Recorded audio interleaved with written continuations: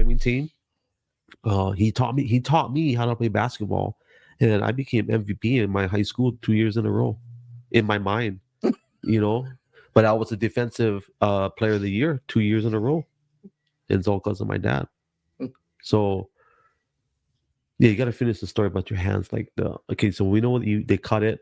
Yeah, They separated the fingers so I don't have any joints, usable joints after the knuckles, so like you folks do. So I had to learn um, again when I sat at the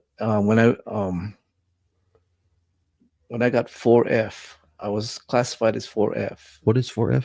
That means when you enlist for the army. Oh, that's And Captain America. yeah, The Captain America classification. that's right. It was classified in 4F. I think I don't know. Yeah, he couldn't get into he would not have gotten into the army because he was 4F. Hey, I got something with Captain America. And you know what the thing is, because I was classified 4F, I couldn't go into the army. I had to figure out what to do. My dad showed your grandpa said, I tell you go business school. You go business school, okay, uh, technical school, whatever you want to call it. And so he enrolled me, and I remember going into typing class. I sat at the chair and I froze. I totally froze there. And I remember her name, Florence Esteban. She said, That's her real name. that's her real name. Sorry guys. I mean, I don't know if she's still around, but she said, you can't type, but we're going to show you how to do it. Not like how everybody else does it. So she showed me, these are the home keys. You put your fingers here, and we tried. And she said, "Oh, I noticed you can't use your middle finger, so you're gonna have to adjust this, adjust that." Oh, She that's right. helped So me. you don't use your home keys, I use the home keys, but not with the all fingers. not no. This one here, the middle finger was a killer. It's too short. I can't flip anybody off. You ever know? You take a look at this. I So no matter how hard he tries, no matter how I my can, dad cannot give you the middle I finger. can. He'll give you the shaka instead. Oh, you sticky bugger, will give you the middle finger.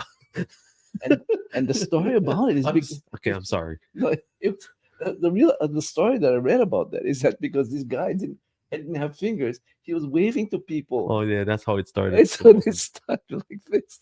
So anyway, but I'm gonna get in trouble, and I'm sorry yeah. in advance. My wife is already giving me She showed me how to type, and I remember struggling for days and almost weeks on end. But she kept on pushing me. It was tough love, because she didn't play it too soft. She said, you know, kind of like quit crying and pull yourself up by your bootstraps and just try to get it on. Just go and do it. Just do it. So because of all that practice and all that, I became somewhat proficient. And these are the old clackety clack typewriters. typewriters. Yeah, the old kids today, they don't know what typewriters are. So, but They know the sound effects because you can buy the sound effects on. yeah, those keyboards now you can buy. It has a clicking in it. But yeah, that's the kind of I learned to type on the IBM electric typewriter, and I had been using it at the bank for like 17 years. So yeah, my dad was I say bank executive. That just means he worked at the bank, but he was vice president of one Well, I started as a teller hotel. at Bank of Hawaii.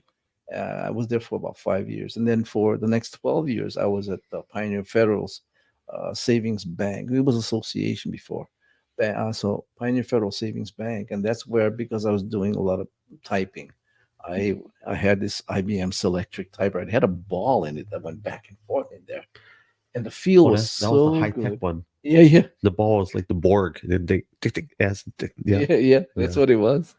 And so I used that typewriter for like 12 years. So by the time I went to learn how to be in poverty as a pastor at the We'll Bible come to that college, story in a second. um, I had someone suggested that I go and apply for a job at the newspaper company. because they said, we saw you type and you look like you can type a little bit, pretty good. So I went and applied for the job. And I remember this the human resources lady. She took me into this room, and I remember passing a room full of women. I seem to remember it real bright, real clearly. And she sat me down at this typewriter and gave me a piece of paper. So I rolled it in and said, "Oh wow, this is the typewriter I've been using for 12 years, IBM Selectric." So I went in there, and she says, "Okay, ready, set, go." And I started typing it. I didn't even look at, you know how people, they always looking at their hands. I did not look at my hands. I was just going at it, just going at it, just going at it. That was my first test. Well, I'm supposed to take two. So finished the test. And so I handed a sheet of paper to her, and she looked at it. And I sat back down at the table with the typewriter, and she says, "Oh, that should do it." I said, "Really?" "Yeah." "Okay. So how did I do?" And she says, "Well, you grossed 101 and you had two errors. So 99. So 99." Oh, I wish I could snap my fingers, but I can't snap my fingers. But I said, "Wow, I just missed it by, by at least one. I could have made 100 words." Like I said, wow, wow, big deal. But the thing is, she walked me. I think she purposely walked me past all the 14, whatever number of women that was in. They were waiting. They were waiting to see if they got the job. Yeah, but I got the job. I got the